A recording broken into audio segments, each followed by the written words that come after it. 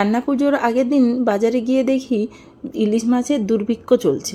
3টে মাত্র ইলিশ মাছ পড়ে আছে, ওখান থেকে একটা ইলিশ মাছ তুলে এলাম। পরের দিন সকালে সমস্ত কিছু সবজি দিয়ে একটা মিক্স সবজি বানিয়ে ফেললাম, আর কিছু ভাজাভুজি করে ফেললাম।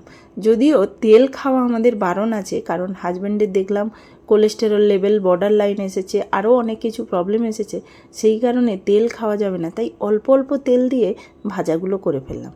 যদিও আমাদের ফ্যামিলিতে, মানে আমার শ্বশুরবাড়ি বা আমার বাপের বাড়ি, কারোর বাড়িতেই রান্না পুজো নেই, কিন্তু রান্না পুজো জিনিসটা আমার না বিশাল ভালো লাগে। মানে পুজো তো করি না, যদিও এই ভাজাভুজি দিয়ে পান্তা খেতে না আমার বিশাল ভালো লাগে। তো ওই দিনটা আমরা এইভাবেই উদযাপন করি, মানে পুজো টুজো করি না, শুধু ওই রকম সমস্ত কিছু ভাজা দিয়ে সারাদিন পান্তা খাই। তাই এখানে ইলিশ মাছ ভাজা, বেগুন ভাজা, তার সাথে বরবটি ভাজা, উচ্ছে ভাজা, কাঁকরোল ভাজা আর আলু মাখা, সাথে মিক্স সবজি, সমস্ত কিছু বানিয়ে ফেলেছি পান্তা খাওয়ার জন্য। মাও তো রেগে মেগে আগুন, বলে সারাদিন পান্তা খেয়ে থাকবো। তো কিছু করার নেই, আমি ভেবেছি করব, দেখা যাক কতটা করতে পারি।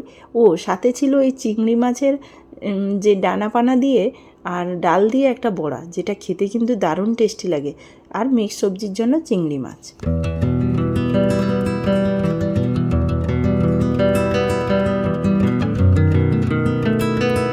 সমস্ত কিছু মশলাগুলো কষিয়ে নিয়ে প্রেসার কুকারে সবজিটা সিটি দিয়েছিলাম, ওই সবজিটা এখন ছুঁকে দিলাম। যেহেতু তেল কম খাবো সেই কারণে এই প্রসেস করেছি, নাহলে এতগুলো সবজি যদি তেল দিয়ে ভাজতাম তাহলে আর দেখাচ্ছিল না। তো সেই কারণে এইভাবেই বানালাম, খেতে কিন্তু দারুণ টেস্টি হয়েছিল।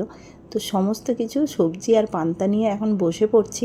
তোমাদের কাদের বাড়িতে রান্না পুজো আছে কমেন্ট করে জানিও। যদিও আমার ভিডিওটা আপলোড করতে একটু দেরি হয়ে গেল, ভিডিওটি কেমন লেগেছে সেটাও কমেন্ট করো।